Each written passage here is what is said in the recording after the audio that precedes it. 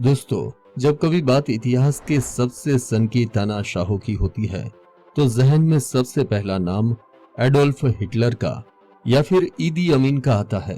लेकिन क्या आप एक ऐसे सिरफिरे शासक के बारे में जानते हैं जिसके सामने बकरी का नाम लेना इतना बड़ा गुनाह था कि उसकी सजा सिर्फ मौत थी।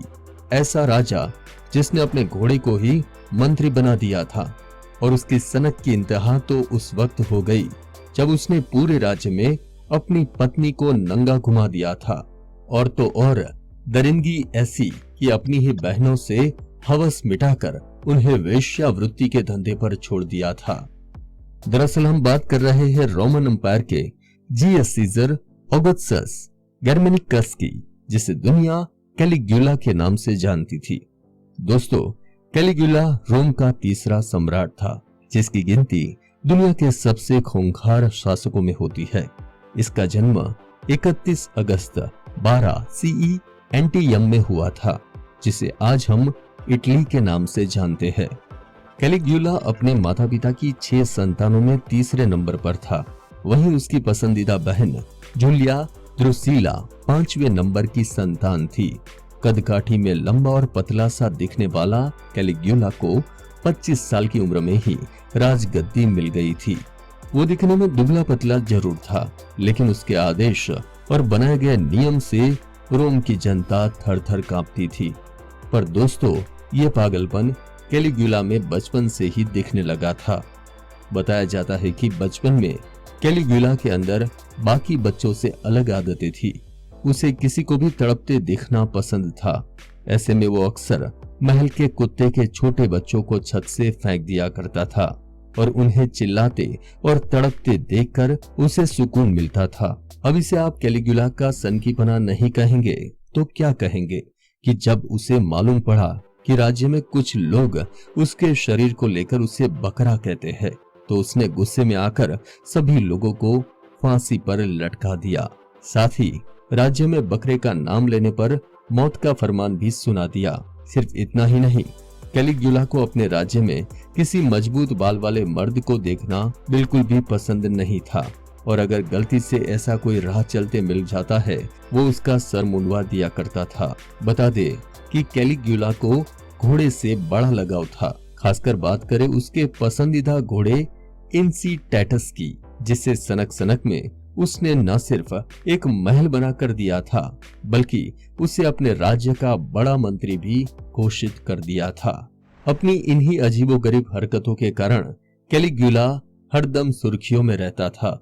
दोस्तों, कैलिग्युला के अलावा उसके 2 बड़े भाई नेरो क्लाउडियस और द्रुसुस क्लाउडियस भी थे। जहां नेरो बचपन से शबाब और शराब के नशे में धुत होकर राज्य के छोटे मोटे कामों में घूसखोरी किया करता था, वहीं द्रुसस को अपने रास्ते का कांटा समझकर कैलिग्युला ने उस पर राजद्रोह का आरोप लगाकर किनारे कर दिया था।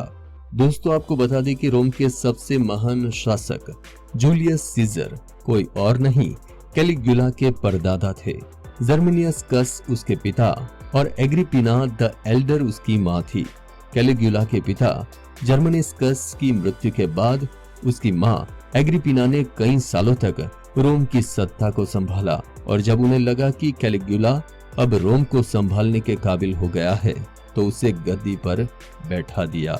इतिहासकारों की माने तो एग्रिपिना ने अपने 3 बेटों में कैलिग्युला को इसलिए चुना क्योंकि वो उसे प्यार करती थी। हालांकि ये सुनने में भले ही थोड़ा अटपटा लगे, लेकिन उस समय रोम में माँ और बेटे का इश्क लड़ाना जो कि आज भी चलता आ रहा है। कहा यह भी जाता है कि जर्मिनस्कस की मौत के बाद एग्रिपिना, कैलिग्युला और उसकी बहन जूलिया एक ही कमरे में रात गुजारा करते थे और तीनों के बीच शारीरिक संबंध भी थे। दोस्तों, कैलिग्युला अपनी बहन जूलिया से भी इतना ही प्यार करता था कि उसने उसकी मौत के बाद रोम में वीनस में उसकी मूर्ति लगाई थी। जी हाँ, वही वीनस जिसे इटली के लोग प्यार का मंदिर मानते हैं और आज भी वहाँ उसकी बहन की पूजा होती है।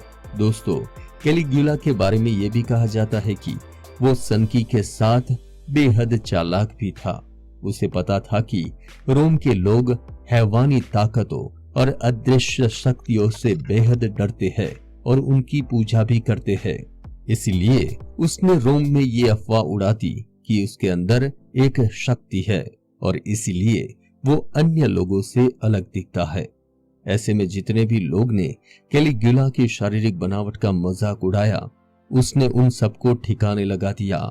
और तो और इस अफवाह का फायदा उसने कुछ ऐसा उठाया कि रोम की सारी खूबसूरत लड़कियों को अपनी अय्याशियों के लिए मैखानों में छुपा दिया और उनके घर वालों को ये कहकर तसल्ली दे दी कि उनकी बेटी खुशनसीब है।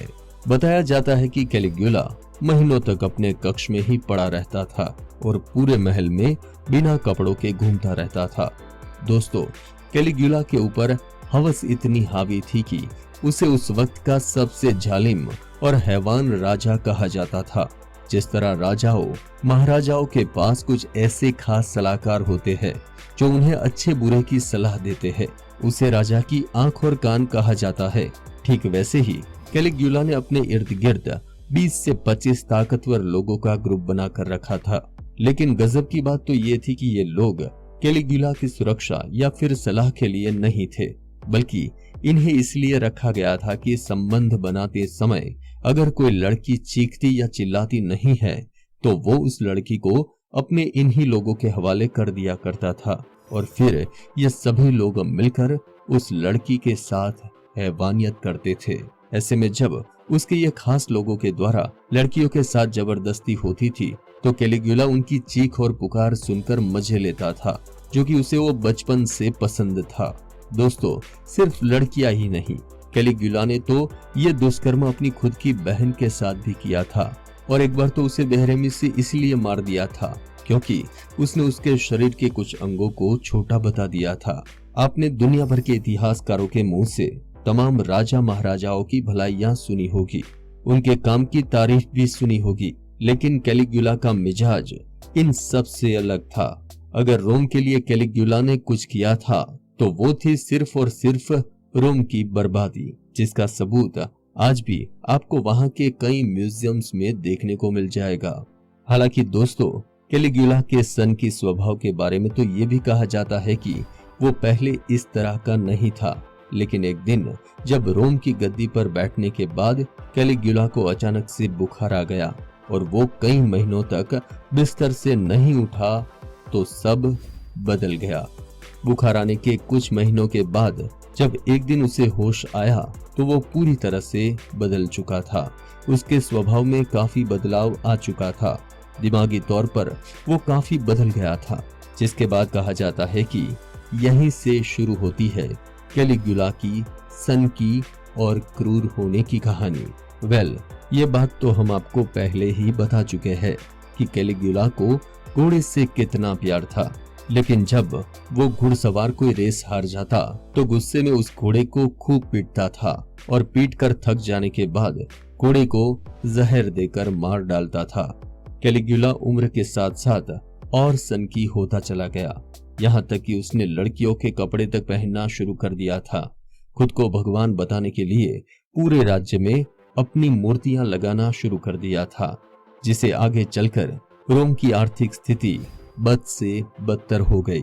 कुछ इतिहासकारों के मुताबिक वो सत्ता पाने के 6 महीने तक ईमानदार और परोपकारी था, लेकिन फिर बीमार होने के बाद सब कुछ बदल गया।